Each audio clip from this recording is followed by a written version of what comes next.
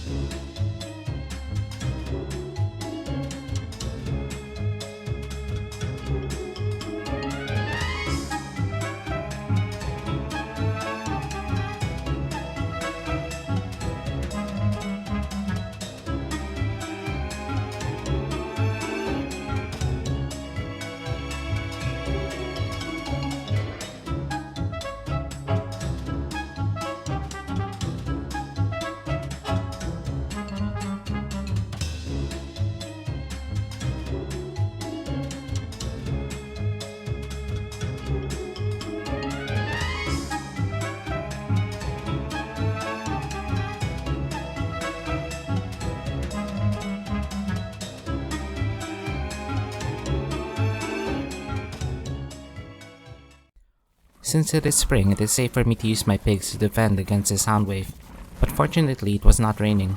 Otherwise, I might have been wearing the umbrella instead of the football helm, and this mistake might have actually killed me.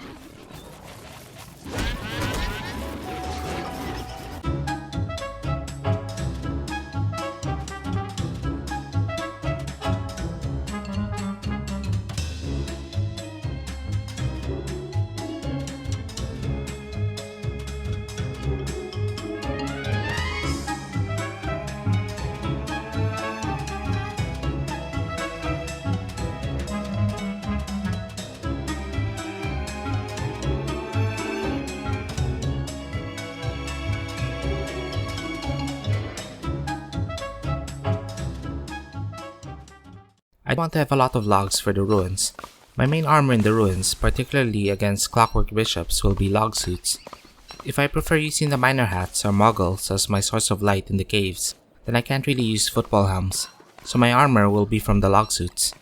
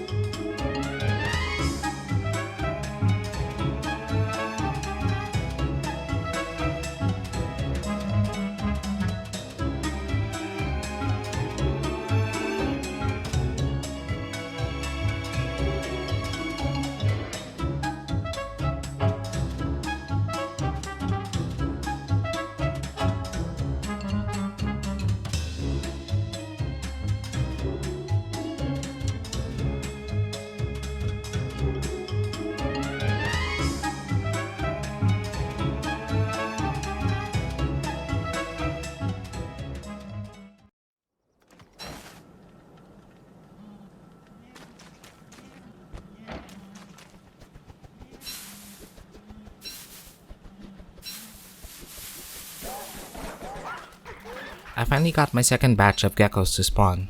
I only want one more batch after this one for a total of 18 geckos.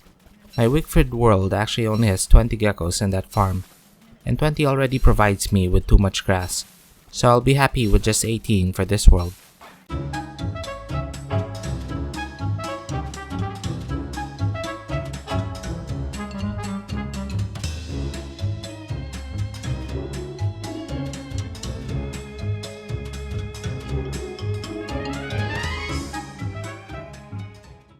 One of the geckos gets pushed out of the fences by the goat.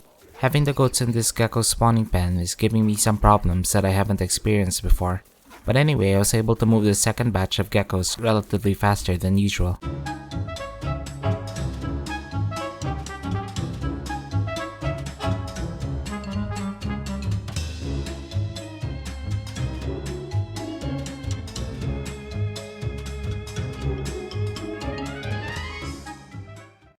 I usually turn the geometric placement mod off when I build fences and gates.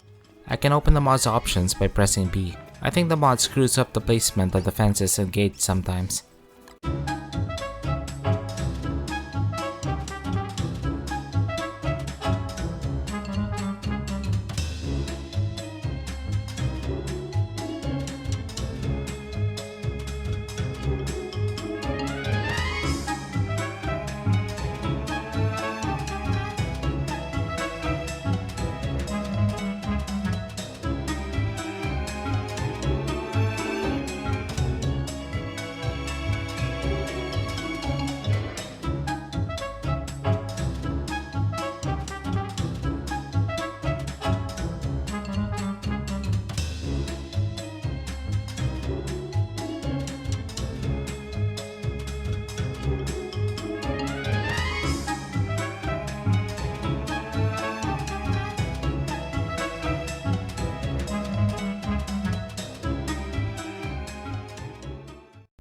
I'm adding more food items into the bunding wrap.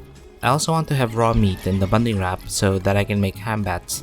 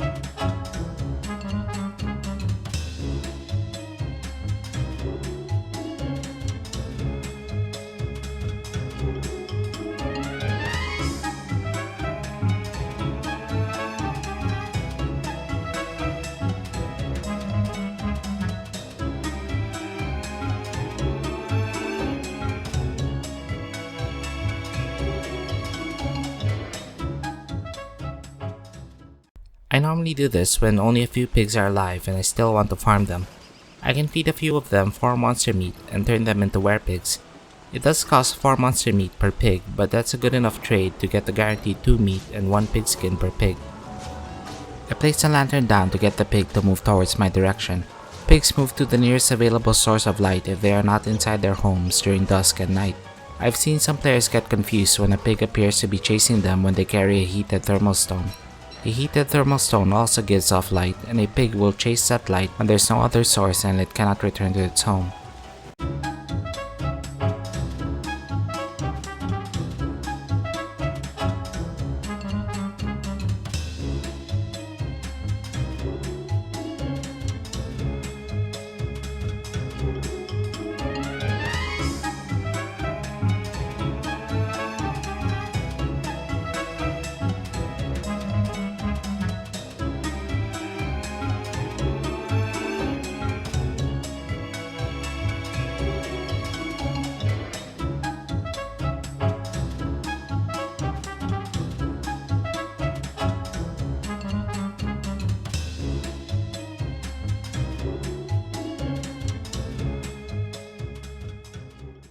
I think I have everything at this point that I wanted for the ruins. I pre-crafted a few of the basic structures like an icebox and a crockpot.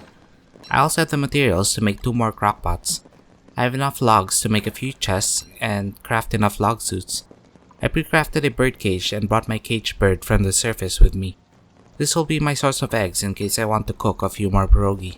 For the vegetables, I can use the lichen that are abundant in the entrances to the ruins. I also pre-crafted a tent, which is a convenient way of gaining back health and sanity in exchange for hunger. I almost never use tents, but I do want that option if I'm going to stay in the caves for a long time.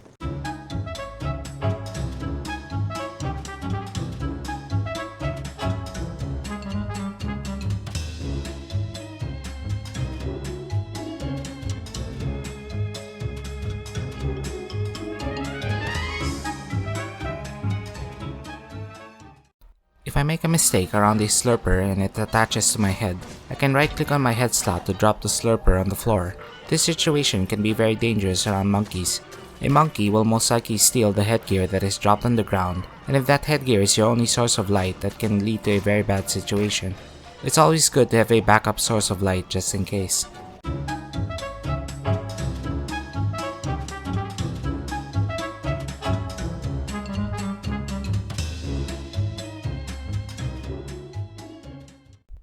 I have to decide now where I want to build this small base.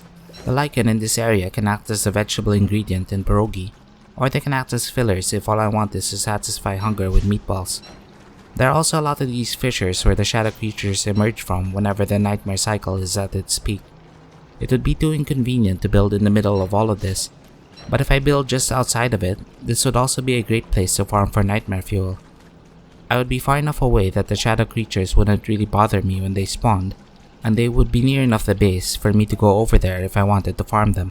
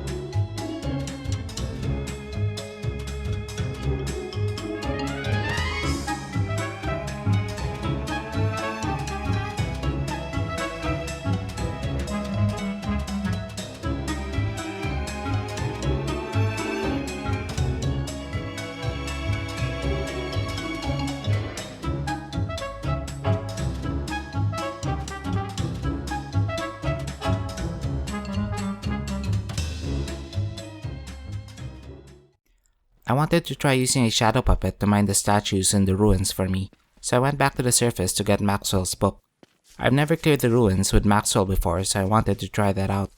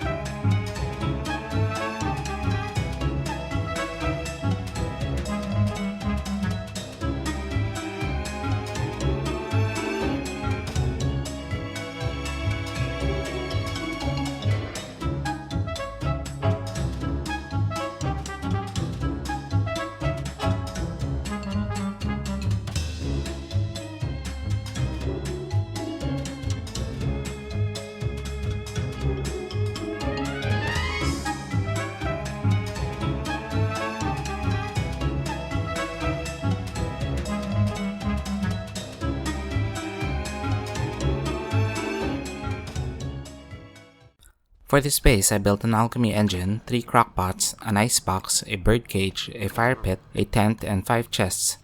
For supplies, I had over 100 logs, grass, and twigs, and around 50 rocks.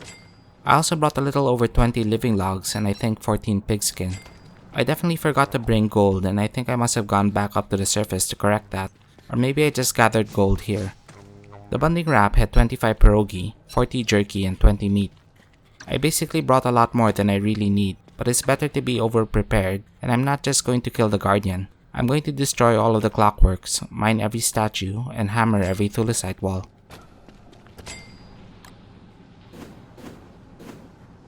I'm pretty sure I made moggles at some point. I do prefer using moggles when I clear the ruins. That's all for now, guys. In the next part, I start the process of clearing all of the ruins and gathering nearly all of the available loot.